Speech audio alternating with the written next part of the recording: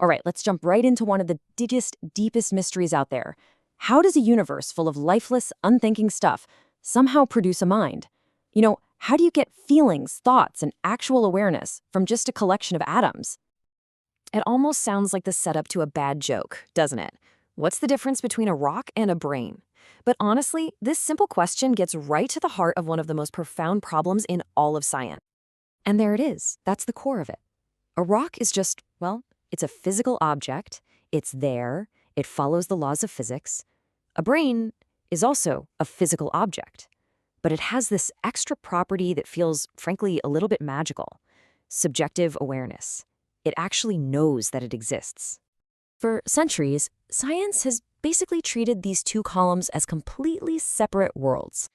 You had mind over here, that was for philosophy, and you had matter over there, that was for physics, and the gap between them just seemed impossible to cross. But what if there isn't actually a gap? What if it's all just one long continuum? So, to start building that bridge from one to the other, we have to look in a pretty unexpected place, at mindless matter that behaves in shockingly lifelike ways. The clue, as it turns out, is hiding in the chemistry. This quote, this really points to a huge shift in how we need to think about this. Researchers who are looking at the origins of life are realizing that the key isn't just about finding the right ingredients. It's about understanding the right behaviors.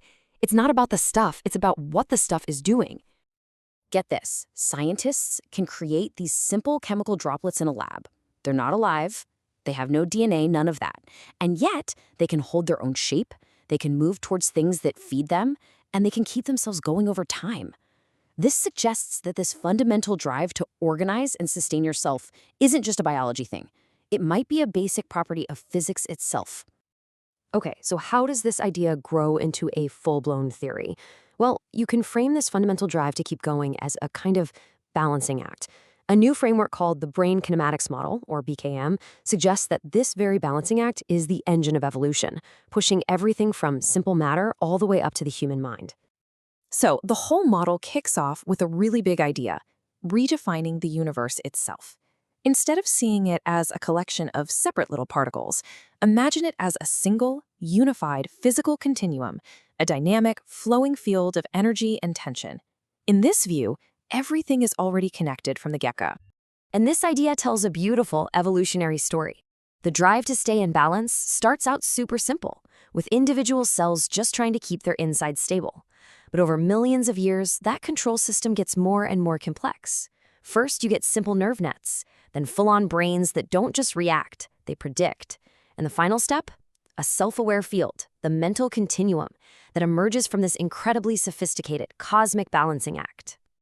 And now we get to the absolute core of this theory. This is the moment where we make that final, incredible connection from the physical process of balancing to the subjective feeling of being conscious. So the mental continuum isn't something separate from the physical world.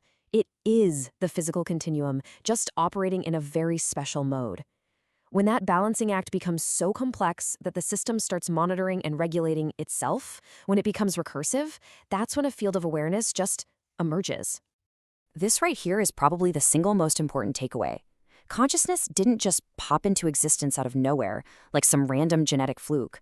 It's much more like a phase transition. Think about the way liquid water, when it gets cold enough, suddenly reorganizes itself and becomes solid ice. It's all the same stuff, just arranged in a new, more organized state. And that explains why consciousness feels like such a giant leap. The process underneath it all, evolution, is super gradual, just a slow increase in complexity. But the result, the emergence of a whole new state of being, can feel sudden and totally distinct. Like slowly stretching a rubber band until it suddenly snaps?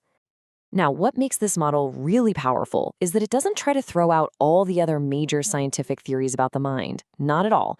Instead, it offers a kind of foundational layer, a physical mechanism that could actually unite them. You can kind of see here how it all just clicks together. This idea of physical strain balance gives a concrete foundation for more abstract concepts, like the famous free energy principle. It provides a real mechanism for what we call biological sense-making, and it lines up perfectly with theories that see consciousness as an electromagnetic field or even a special state of matter.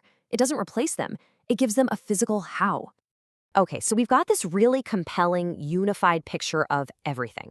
But, like any good scientific theory, it has some incredible strengths, and it's also got some pretty big challenges ahead. The strengths are pretty obvious. I mean, it gives us one continuous story, from physics all the way to the mind, with no magic needed. It treats consciousness as a totally natural product of evolution, and it just beautifully explains why a human might be more conscious than a dog, which is more conscious than a jellyfish. It's not some on or off switch, it's a spectrum. But the challenges are just as real. Right now, this is a powerful, beautiful idea. But for it to become hard science, it needs math. A lot of math. We need to figure out how to actually measure strain balance with our current tools, like EEGs and fMRIs. And we still have to cross that final bridge. Why does a state of perfect balance feel good? So let's bring this all the way back home. If this theory is even a little bit right, it fundamentally changes how we see ourselves and our place in the universe.